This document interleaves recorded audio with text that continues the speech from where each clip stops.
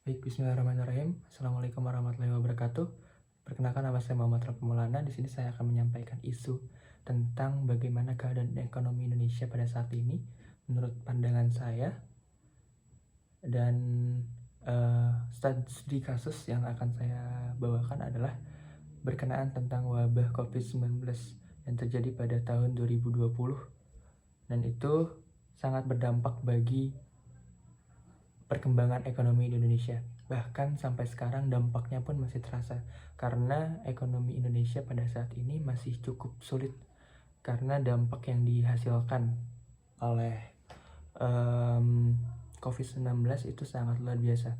Contohnya adalah penurunan yang sangat signifikan dari perusahaan yang banyak mem-PHK karyawannya, yang menutup perusahaan yang menutup kantornya, bahkan ada usaha-usaha yang menutup usahanya gitu. Itu adalah beberapa dampak yang dihasilkan oleh COVID-19 yang sangat luar biasa dampaknya, kerugiannya yang luar biasa untuk ekonomi Indonesia. Banyaknya pengangguran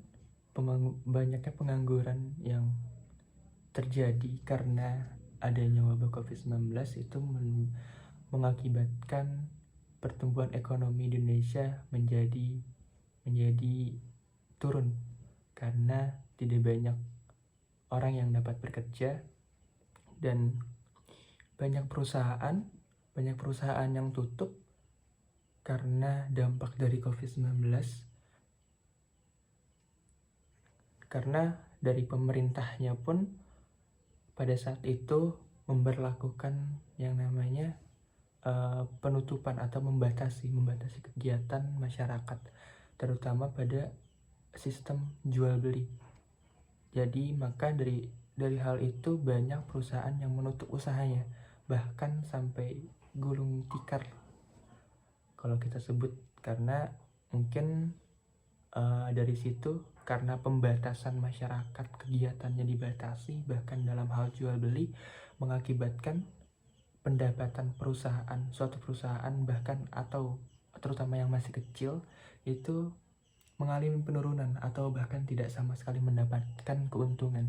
Jadi ada banyak perusahaan yang menutup usahanya, bahkan perusahaan-perusahaan besar pun banyak yang mem-PHK karyawannya karena mungkin tidak sanggup untuk membayar atau mengupah karyawannya, karena pemasukan atau keuntungan dari perusahaan itu berkurang karena wabah COVID-19, atau mungkin terutama salah satu penyebabnya adalah pembatasan kegiatan masyarakat oleh pemerintah yang pada saat itu dilakukan guna mengurangi aktivitas yang tidak terlalu diperlukan mungkin, karena yang seperti kita tahu pada saat itu wabah COVID-19 ini sangat mudah menular. Jadi itulah mengapa pemerintah memberlakukan pembatasan kegiatan masyarakat. Tapi akibatnya itu tadi, banyak perusahaan yang tutup atau bahkan perusahaan-perusahaan yang mengurangi jumlah karyawannya, yang mengakibatkan pemasukan ke perusahaan itu berkurang. Akhirnya terpaksa melakukan hal-hal seperti itu. Selanjutnya itu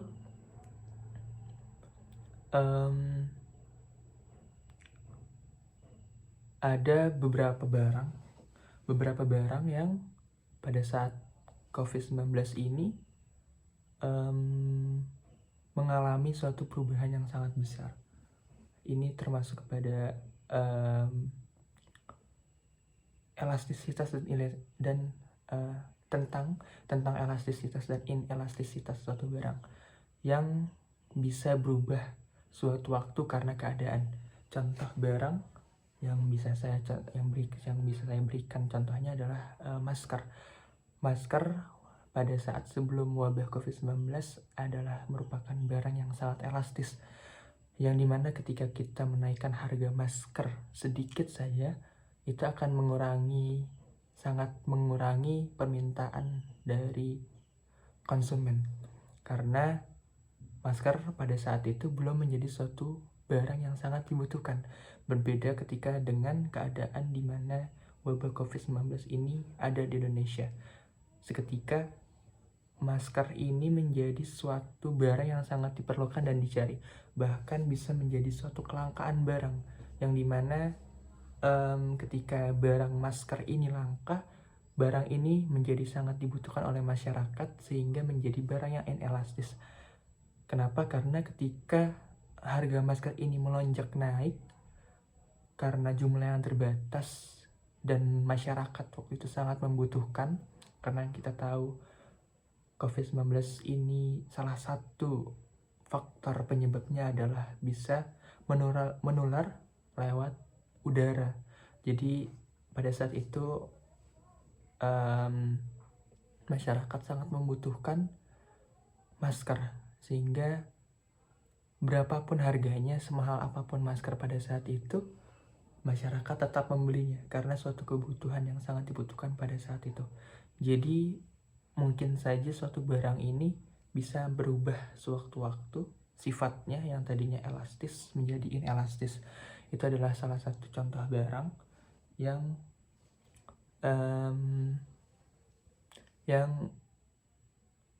dapat berubah sifatnya, yang tadinya elastis menjadi inelastis. Selanjutnya adalah dari sisi mekanisme pasar pun itu sangat berubah, sangat terjadi perubahan yang sangat luar biasa, yaitu terutama pada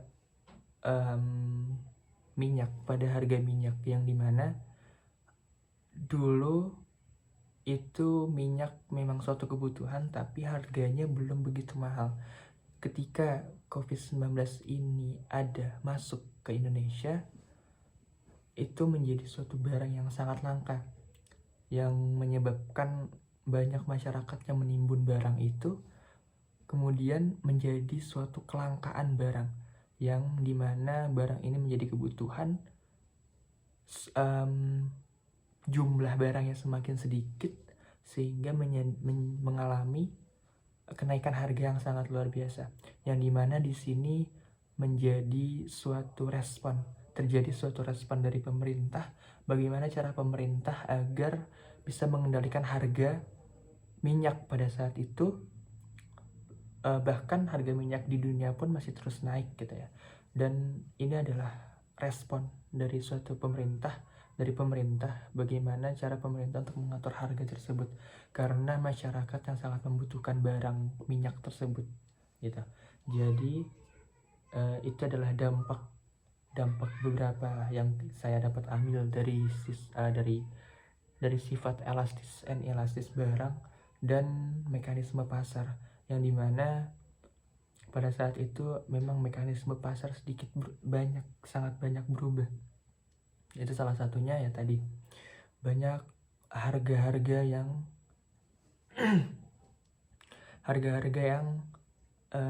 dimainkan oleh pemerintah karena mungkin keadaan terdesak pada saat itu untuk bisa menyamaratakan semua harga yang ada pada saat itu gitu. Karena mau masyarakat dari kalangan atas atau bawah itu sangat membutuhkan minyak pada saat itu. Jadi kenaikan harga yang sangat luar biasa ini menjadi suatu hal yang menyulitkan bagi masyarakat, apalagi masyarakat yang memang dalam tanda kutip mereka tidak mampu untuk membelinya. Nah, ada beberapa solusi pada saat itu yang diberikan oleh pemerintah. Salah satu beberapa solusi yang pernah diberikan oleh pemerintah itu untuk mengembangkan kembali, untuk meningkatkan kembali perekonomian Indonesia. Yang pertama pasti itu adalah membangun infrastruktur negara, karena infrastruktur ini sangat penting bagi berjalannya suatu perkembangan ekonomi, seperti gedung-gedung, seperti jalan, jembatan, dan lain sebagainya. Fasilitas-fasilitas dasar yang mungkin masyarakat butuhkan. Infrastruktur menjadi suatu bagian paling penting untuk menyulut, untuk mendorong suatu perkembangan ekonomi Indonesia. Yang kedua adalah manufaktur. Manufaktur ini adalah suatu pengolahan bahan baku yang mentah yang diolah untuk bisa menjadi sesuatu hal yang memiliki nilai ekonomi, memiliki nilai. Salah satunya mungkin ada kerajinan barang atau dari makanan. Jadi kita bisa membuat makanan yang terdapat di Indonesia bahan bakunya gitu, asli dari Indonesia. Terus selanjutnya ada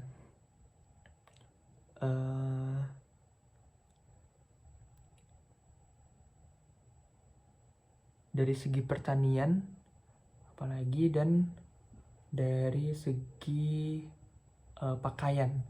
Nah itu mungkin pentingnya bagaimana peran manufaktur untuk bisa mengembangkan kembali sistem perekonomian untuk kembali naik. Selanjutnya adalah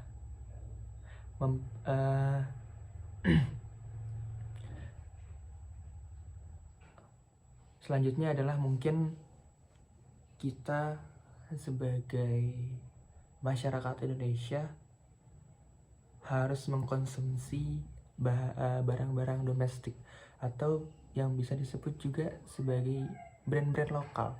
Jadi kita harus lebih fokus untuk bisa membeli banyak barang-barang yang asli dari Indonesia dan mengurangi pembelian kita terhadap barang-barang yang impor dari luar negeri.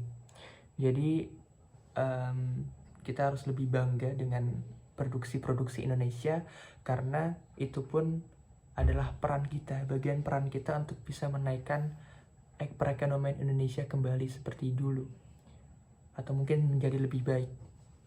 Selanjutnya mungkin kita sebagai masyarakat bisa membangun suatu usaha kecil yang itu asli buatan kita sendiri, bahan-bahannya dari Indonesia, tidak ada yang impor, sehingga kita jualkan ke mereka dan barang yang kita jual ini memiliki suatu nilai ekonomi yang itu bisa menjadi peran yang sangat membantu untuk bisa mengembangkan perekonomian Indonesia. Jadi dari hal kecil itu mungkin kita bisa membuka lapangan kerja yang dimana ketika sudah mulai berkembang usaha kita bisa meningkatkan lapangan-lapangan kerja dan mengurangi angka pengangguran. Mungkin sedikit yang bisa saya sampaikan, mungkin itu saja. Kurang lebihnya mohon maaf. Terima kasih. Wassalamualaikum warahmatullahi wabarakatuh.